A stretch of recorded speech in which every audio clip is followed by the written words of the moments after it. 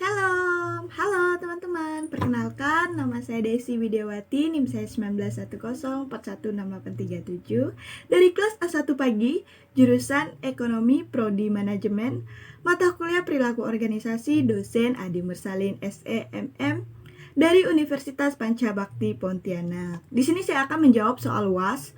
Yang pertama, terdapat beberapa bidang ilmu yang ikut memberikan kontribusinya dalam pengembangan ilmu perilaku organisasi. Sebutkan dan jelaskan bidang-bidang ilmu yang dimaksud. Mengapa bidang ilmu tersebut berkontribusi terhadap perilaku organisasi? Jawab. Bidang-bidang ilmu yang ikut memberikan kontribusi dalam perkembangan ilmu perilaku organisasi adalah yang pertama, psikologi. Psikologi adalah suatu ilmu pengetahuan yang di dalamnya mengukur, menjelaskan, dan juga merubah perilaku. Kontribusinya ilmu ini pada perilaku organisasi adalah hal motivasi, pembelajaran, kepribadian, persepsi, efektivitas, kepemimpinan, pelatihan, pengembalian keputusan individu, keputusan kerja, penilaian kerja, pengukuran sikap, desain kerja, seleksi karyawan, dan juga stres karyawan. Yang kedua yaitu psikologi sosial. Psikologi sosial adalah salah satu bidang dari studi psikolog yang di dalamnya menggabungkan berbagai konsep psikologi dan sosiologi dengan memusatkan perhatian pada saling adanya keterpengaruhan pada setiap orang. Kontribusi studi ini dalam bidang perilaku organisasi adalah perubahan sikap, perubahan perilaku, proses kelompok, dan pengembalian keputusan kelompok.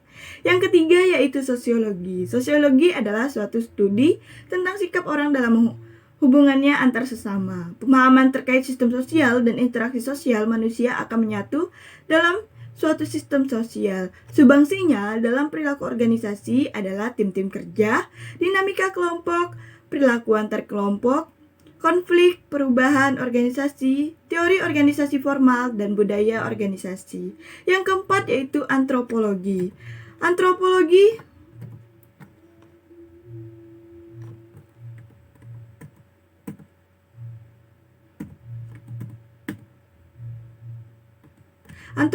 adalah suatu studi terkait masyarakat, terutama terkait manusia dengan kegiatannya. Sumbangsinya dalam perilaku organisasi adalah analisis lintas budaya, nilai kooperatif, dan lingkungan organisasional. Yang kelima, ilmu politik. Ilmu politik adalah pengetahuan terkait perilaku individu dan juga kelompok. Dalam suatu lingkungan, ilmu politik, sumbangsinya yang sangat kuat dalam perilaku organisasi adalah tentang politik intraorganisasional, konflik, dan juga kekuasaan. Nomor 2. Mengapa perilaku organisasi penting dipelajari oleh mahasiswa manajemen? Apakah perilaku organisasi juga perlu dipelajari oleh manajer sumber daya manusia di suatu perusahaan? Kenapa?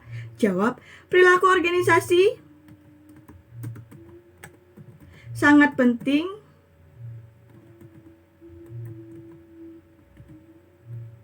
dipelajari oleh mahasiswa manajemen agar bisa merevitalisasi teori organisasi dan juga mengembangkan konseptualisasi kehidupan organisasi yang lebih baik.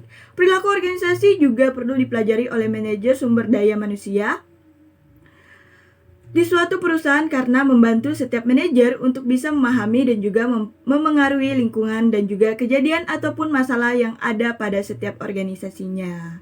Sebutkan dan jelaskan yang nomor 3, sebutkan dan jelaskan prinsip-prinsip dalam perilaku organisasi. Jawab, prinsip-prinsip dalam perilaku organisasi adalah prinsip organisasi adalah semua kegiatan yang dibutuhkan untuk mencapai tujuan organisasi harus berdasarkan pada keahlian, sehingga orang yang memegang jabatan mampu menjalankan tugas dengan baik.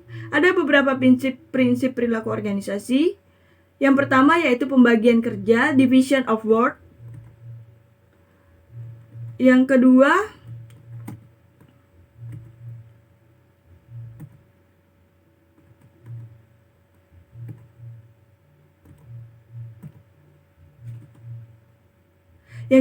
wewenang dan tanggung jawab, authority and responsibility. Yang ketiga, kesatuan pemerintah, utility of command. Yang keempat, disiplin. Yang kelima, kesatuan arah, utility of direction.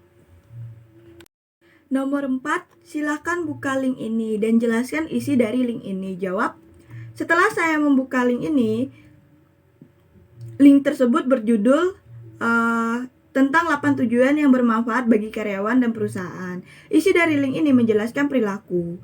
Organisasi merupakan ilmu tentang dinamika perilaku individu dan kelompok dalam suatu organisasi dan dampaknya terhadap kinerja, baik kinerja individu, kelompok maupun organisasi.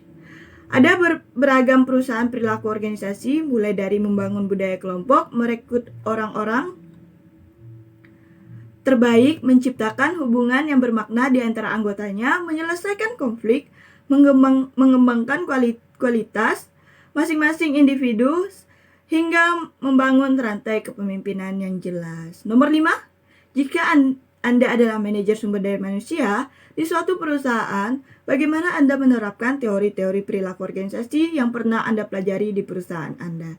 Jawab, jika saya menjadi manajer sumber daya manusia di suatu perusahaan, cara saya menerapkan teori-teori perilaku organisasi dengan cara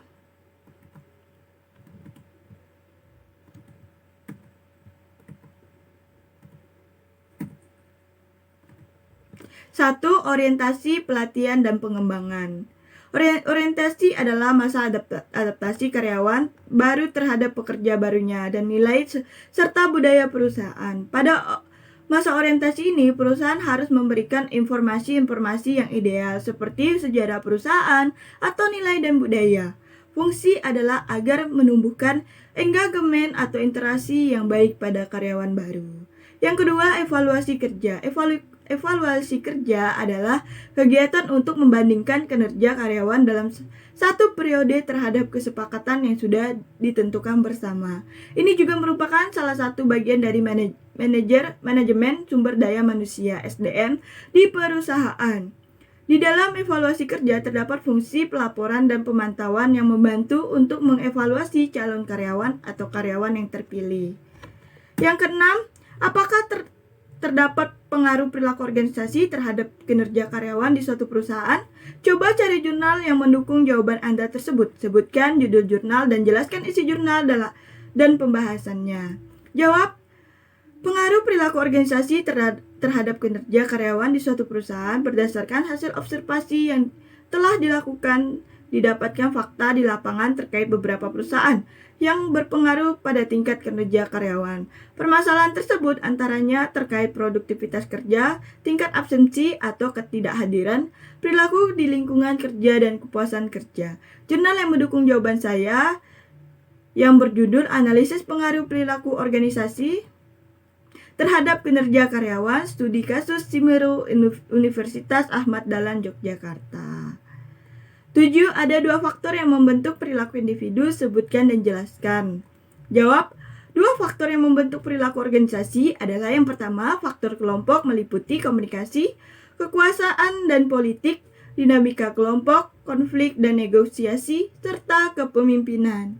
Yang kedua, yaitu faktor individu, mencoba menelah determinan-determinan yang menentukan perilaku seseorang individu di organisasi, meliputi kepribadian, nilai, sikap, dan mood, serta motivasi.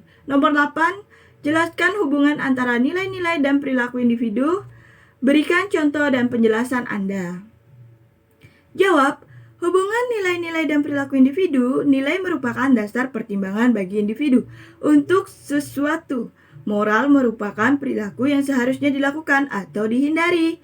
Sedangkan sikap merupakan predisposisi atau kecenderungan individu untuk merespon terhadap suatu objek atau sekumpulan objek sebagai perwujudan dari sistem nilai dan moral yang ada di dalam.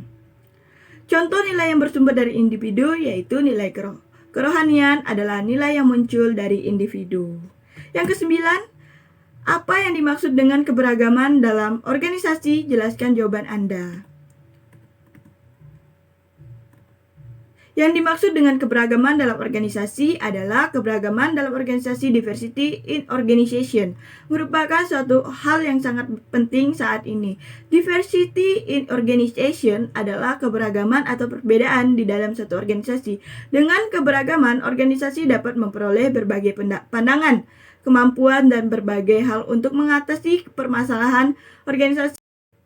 Nomor 10, sebutkan dan jelaskan keberagaman dalam organisasi. Jawab, Jenis-jenis keberagaman dalam organisasi adalah umur, jenis kelamin, ras, etnis, dan lain sebagainya yang berada di dalam sebuah organisasi. Nomor 11, sebutkan tugas-tugas yang sudah Anda kerjakan pada akhir kuliah perilaku organisasi. Jelaskan tugas yang Anda buat tersebut. Jawab tugas yang pernah saya kerjakan atau sudah saya kumpulkan. Mata kuliah perilaku organisasi adalah merekor video ringkasan bab 1, 2, 3, dan 4, dan mengerjakan tugas UTS, lanjut meringkas bab 5 dalam bentuk rekor atau video, dan lanjut lagi meringkas bab 9 dalam bentuk video. Tugas yang selanjutnya menonton video rekor, yaitu teman-teman, dan memberikan komentar penilaian beserta alasannya. Selanjutnya menonton dan merekor atau meringkas video rekor dari Ratu Purbasari, dosen administrasi bisnis UNPAD. Selanjutnya membuat video atau merekor pendapat tentang MBKM di jurusan manajemen, dan selanjutnya merekor video atau meringkas video dari Profesor Renal Kasali. Dan banyak juga kami mengisi formulir-formulir dalam bentuk link tentang kampus, MBKM, dan pendapat tentang dosen-dosen. Terima kasih telah mendengarkan video jawaban UAS saya. Maaf jika ada kalimat atau kosakata yang kurang jelas atau yang kurang dimengerti. Mohon maaf. Terima kasih.